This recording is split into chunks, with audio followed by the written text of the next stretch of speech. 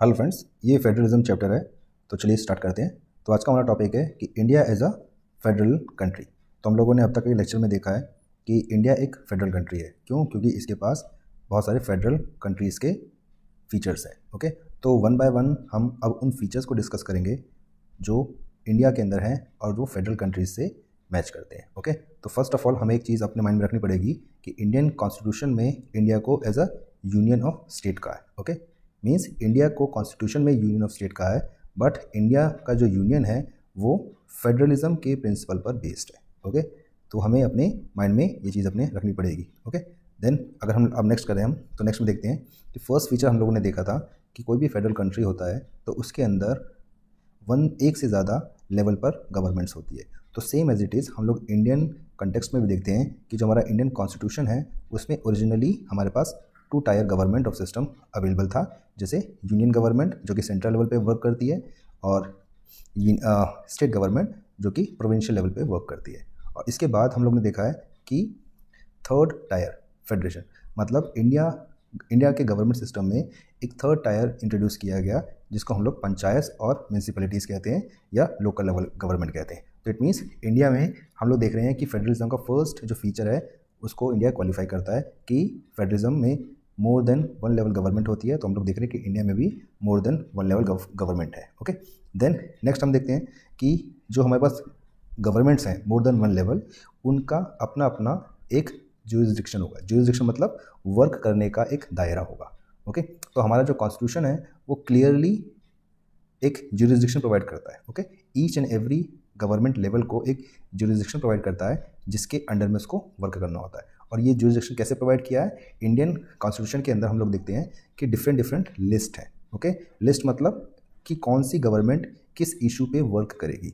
तो जो union government है वो किन किन इश्यूज़ पे वर्क करेगी, वो इश्यूज़ को यूनियन लिस्ट में लिखा गया है। तो जैसे इंडियन गवर्नमेंट यानी ये जो यूनियन गवर्नमेंट है जो सेंट्रल लेवल पे वर्क कर रही है वो किन किन लेवल पे किन किन इश्यूज़ पे वर्क करेगी? फॉरेन अफेयर्स पे वर्क करेगी, बैंकिंग पे, कम्युनिकेशंस पे वर्क करेगी, और फिर करेंसी पे वर्क करेगी। मतलब इन इश्यूज़ पे वो रूल्स एंड रेगुलेशंस बनाएगी। ओके, तो ऐसे बहुत सारे इश्यूज़ हैं जो यूनियन लिस्ट में इंक्लूडेड है, बट यहाँ पे हम लोगों ने क्या किया है, बेसिक जो इंपॉर्टेंट है उनको लिया है। ओके, तो अब इंपॉर्टेंट ये है कि इन इश्यूज़ पे सिर्फ और सिर्फ union government he rules and regulations बना सकती है, और कोई गवर्नमेंट यानी स्टेट गवर्नमेंट इस पे रूल्स एंड रेगुलेशंस नहीं बना सकती है। देन नेक्स्ट है हमारा state government, state list. Okay, तो जो इंडियन कॉन्स्टिट्यूशन की स्टेट लिस्ट है उनमें जो जो इश्यूज़ हैं उन इश्यूज़ पे सिर्फ और सिर्फ स्टेट गवर्नमेंट ही यानी state legislative assembly he rules and regulations बना सकती है। तो इनमें कौन कौन से इश्यूज़ हैं? जैसे लाइक पुलिस का इशू है, ट्रेड का इशू है, कॉमर्स का इशू है, और एग्रीकल्चर का इशू है, इरिगेशन के इशूज़ हैं। तो इन इश्यूज़ पे state government rules and regulations बना सकती है। तो इस पर सिर्फ और सिर्फ स्टेट गवर्नमेंट, मतलब इस पर यूनियन गवर्नमेंट को यानी सेंट्रल गवर्नमेंट को कोई भी राइट नहीं है कि वो स्टेट लिस्ट के इश्यूज़ पे अपने रूल्स एंड रेगुलेशंस को बना सके। देन नेक्स्ट हमारा एक इशू, हमारे कॉन्स्टिट्यूशन में एक लिस्ट है जिसको हम लोग बोलते हैं कॉन्करेंट लिस्ट। ओके, तो ये जो कॉन्करेंट लिस्ट है ये यूनियन गवर्नमेंट और स्टेट गवर्नमेंट के बीच में कॉमन है। कॉमन का मतलब ये है कि इस लिस्ट में जो जो इश्यूज़ होंगे उन इश्यूज़ पे यूनियन गवर्नमेंट और स्टेट गवर्नमेंट दोनों ही रूल्स एंड रेगुलेशंस बना सकती है। ओके, और इसमें कौन कौन से इश्यूज़ हैं? Like education, forest, trade, union और मैरिज, ओके, अडॉप्शन और सक्सेशन। तो यहाँ पे देखो एक चीज़ आपने देखी होगी कि डिफरेंट डिफरेंट स्टेट्स में डिफरेंट डिफरेंट बोर्ड्स हैं, एजुकेशन बोर्ड है। तो ऐसा क्यों डिफरेंस मिल रहा है? Just because of education is a concurrent issue. मतलब एजुकेशन जो है ना इशू एज ए वो किस में है? कॉन्करेंट लिस्ट में। और कॉन्करेंट लिस्ट का मतलब क्या है कि उस पर यूनियन गवर्नमेंट और स्टेट गवर्नमेंट दोनों को राइट है रूल्स बनाने का। ओके, बट यहाँ पे आपको चीज़ याद ध्यान रखनी पड़ेगी कि यहाँ पे यूनियन गवर्नमेंट और स्टेट गवर्नमेंट दोनों के पास राइट है कॉन्करेंट इशूज़ पे रूल्स एंड रेगुलेशंस बनाने का। बट इन एनी केस अगर यूनियन गवर्नमेंट के रूल्स में और स्टेट गवर्नमेंट के रूल्स में अगर कोई भी कॉन्फ्लिक्ट मिलता है तो उस टाइम पे हम यूनियन गवर्नमेंट के जो रूल्स होंगे उसी को अल्टीमेट मानेंगे। ओके, देन नेक्स्ट है हमारा रेसिड्यूरी सब्जेक्ट्स या रेसिड्यूरी लिस्ट। अब आपको यहाँ पे एक चीज़ ध्यान देनी होगी कि ये जो लिस्ट है रेसिड्यूरी सब्जेक्ट यानी रेसिड्यूरी लिस्ट है, ये हमारे कॉन्स्टिट्यूशन मेकर के मतलब भविष्य के फ्यूचर को देखने की एक हमारी उसको दिखाता है। मतलब वो कितने ज़्यादा फ्यूचरिस्टिक थे। मतलब कि हमारे पास फर्स्ट है यूनियन लिस्ट, देन है स्टेट लिस्ट, देन है कॉन्करेंट लिस्ट। ओके, तो इन लिस्ट में जो भी इश्यूज़ आ गए हैं, ओके, और उसके बाद जो इश्यूज़ बच गए हैं, ओके, वो इश्यूज़ रेसिड्यूरी सब्जेक्ट्स में आएंगे।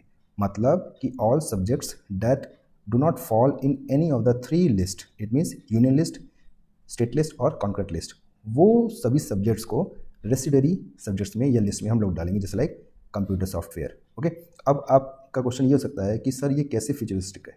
ओके, तो फ्यूचरिस्टिक इस मामले में है कि देखो 1950 में हमारा कॉन्स्टिट्यूशन इंप्लीमेंट होता है, तो 1950 के टाइम पे कंप्यूटर सॉफ्टवेयर नाम का कोई इशू ही नहीं था। तो कॉन्स्टिट्यूशन मेकर ने एक लिस्ट बना के छोड़ दिया जिसमें कोई भी इश्यूज़ नहीं है, बट उस लिस्ट का एक फीचर है कि फ्यूचर में अगर कोई इशू इमर्ज करता है, ओके, ऐसा इशू इमर्ज करता है जो यूनियन लिस्ट में, स्टेट लिस्ट में, कॉन्करेंट लिस्ट में नहीं है, तो वो रेसिडरी सब्जेक्ट्स में या रेसिडरी लिस्ट में जाएगा, जैसे like software, computer software. Okay, तो 1950 के टाइम पे कोई भी ऐसा इशू नहीं आ रहा था। ओके, तो दैट इज़ वाई जब भी ये कंप्यूटर सॉफ्टवेयर का इशू आना स्टार्ट हुआ तो वो कहाँ होगा, वो रेसिडरी लिस्ट में आया। अब इंपॉर्टेंट क्या है कि अकॉर्डिंग टू आवर कॉन्स्टिट्यूशन ये जो रेसिडरी सब्जेक्ट्स पे रूल्स एंड रेगुलेशन बनाने का राइट है, वो राइट है हमारे यूनियन गवर्नमेंट को। ओके ओके, चलिए नेक्स्ट करते हैं। तो नेक्स्ट है हमारा कि हमने देखा कि हमारे इंडियन कॉन्स्टिट्यूशन के अकॉर्डिंगली 3 टाइप के गवर्नमेंट हैं, 3 लेयर्स ऑफ गवर्नमेंट है। तो इम्पॉर्टेंट ये है कि ये जो 3 लेयर्स की गवर्नमेंट है जिसमें सेंट्रल लेवल और स्टेट लेवल के पास लेजिस्लेचर असेंबली है, तो ये दोनों ही असेंबली कॉन्स्टिट्यूशन में कोई भी चेंज, फंडामेंटल चेंज अकेले नहीं कर सकती है। ओके, जैसे लाइक हम लोगों ने देखा कि पावर शेयरिंग जो है ना, वो कॉन्स्टिट्यूशन का फंडामेंटल बेस है। ओके, मतलब कॉन्स्टिट्यूशन ने स्टेट गवर्नमेंट, यूनियन गवर्नमेंट के बीच में डिफरेंट लिस्ट को इशू कर रखा है जिसके अकॉर्डिंगली वो वर्क करते हैं। तो अगर इसमें कोई चेंज होता है तो वो चेंज कॉन्स्टिट्यूशन के बेसिक में चेंज माना जाएगा। ओके, तो इसलिए कॉन्स्टिट्यूशन में ऐसा प्रोविज़न है कि कोई भी बेसिक चेंज जो कॉन्स्टिट्यूशन के स्ट्रक्चर को चेंज कर रहा है, वो ऐसा चेंज कोई भी एक गवर्नमेंट यानी यूनियन गवर्नमेंट या स्टेट गवर्नमेंट यूनिलैटरली नहीं ला सकती। यूनिलैटरली मतलब अकेले नहीं ला सकती। अगर उसको कोई चेंज करना है, ओके, अगर स्टेट गवर्नमेंट को कोई चेंज करना है या पार्लियामेंट को कोई चेंज करना है तो उसे दूसरी लेजिस्लेटिव असेंबली को अपने साइड में लेना पड़ेगा। ओके, तो जैसे like the parliament can not on its own change this arrangement, any change to it has to be first pass by both houses of the parliament with at least 2/3 majority and then it has to be ratified by the legislative of at least half of the total states. Okay, तो अकेले parliament इसको change नहीं कर सकता। इसको मतलब basic structure को change नहीं कर सकता। अगर इसको चेंज करना है तो first of all Lok Sabha, Rajya Sabha से इसको 2/3 का मेजोरिटी लेना पड़ेगा सेपरेटली, और उसके बाद उसे जितने स्टेट्स हैं उनके हाफ नंबर से मेजोरिटी लेना पड़ेगा। ओके, तो हमें ये इंपॉर्टेंट माइंड में रखना पड़ेगा। देन चलिए नेक्स्ट देखते हैं। देन नेक्स्ट है हमारा इंडिपेंडेंट जुडिशरी। अब फेडरलिज्म के अंदर इंडिपेंडेंट जुडिशरी एक इंपॉर्टेंट फीचर है। क्यों? क्योंकि हमें पता है कि फेडरलिज्म का मतलब ये भी है कि फेडरलिज्म में more than 1 level of government होता है। तो अगर दोनों लेवल की गवर्नमेंट में कोई इशू राइज करता है तो बीच में कोई एक अंपायर होना चाहिए, और ये जो एम्पायर हो वो किसी भी गवर्नमेंट के लिए पार्शियल नहीं होना चाहिए। तो दैट इज़ वाई हम लोग देखते हैं कि यहाँ पे जुडिशरी का एक इम्पॉर्टेंट रोल हो जाता है कि उसको इंडिपेंडेंट रहना ज़रूरी है। अगर वो इंडिपेंडेंट नहीं है तो वो किसी न किसी का साइड ले लेगी। इसीलिए इंडियन कॉन्स्टिट्यूशन ने जुडिशरी को इंडिपेंडेंट बनाया है। ओके, तो in case of any dispute about the division of power, the high court and the supreme court make a decision. Okay, तो इस मामले में हम लोग देखते हैं कि इंडिपेंडेंट जुडिशरी का एक अपना इंपॉर्टेंस है। क्यों? क्योंकि ये इंडियन कॉन्स्टिट्यूशन के फेडरलिज्म को सुरक्षित या सिक्योरिटी प्रोवाइड करता है। क्योंकि federalism itself is a basic structure. Okay, एक बेसिक फीचर है कॉन्स्टिट्यूशन का। अगर उसमें कोई चेंज किया तो फिर कॉन्स्टिट्यूशन ही चेंज हो जाएगा। ओके, देन नेक्स्ट है हमारा कि अब देखो हमें पता है कि यूनियन गवर्नमेंट और स्टेट गवर्नमेंट दो इंपॉर्टेंट लेवल है गवर्नमेंट के। तो अब दोनों के पास अपने अपने इकोनॉमिक रिसोर्सेज को रेस करने के मीन्स होने चाहिए या सोर्सेस होने चाहिए।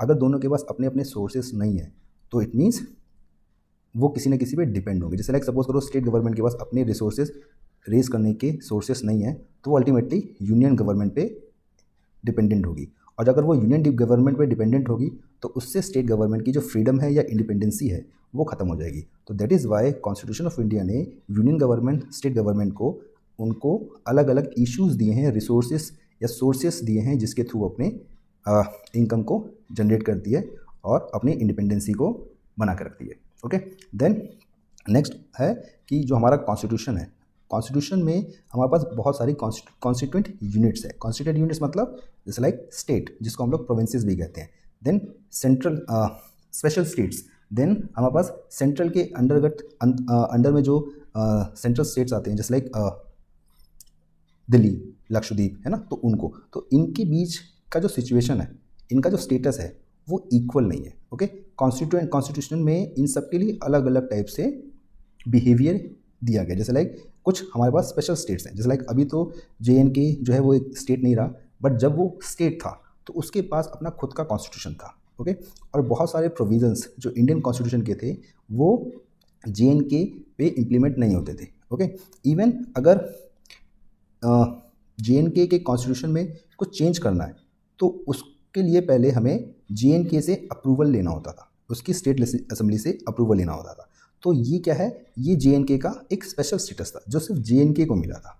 ओके, देन अगर हम लोग नेक्स्ट देखें तो हमारे पास आता है यूनियन टेरिटरी। यूनियन टेरिटरी मतलब ऐसी टेरिटरीज जो यूनियन गवर्नमेंट के कंट्रोल में है, जैसे लाइक दिल्ली, जैसे लाइक लक्षद्वीप, ओके, जैसे लाइक अंडमान निकोबार। तो ये क्या है, यहाँ की जो ये जो टेरिटरीज़ हैं ये यूनियन गवर्नमेंट के यानी सेंट्रल गवर्नमेंट के अंडर कंट्रोल में।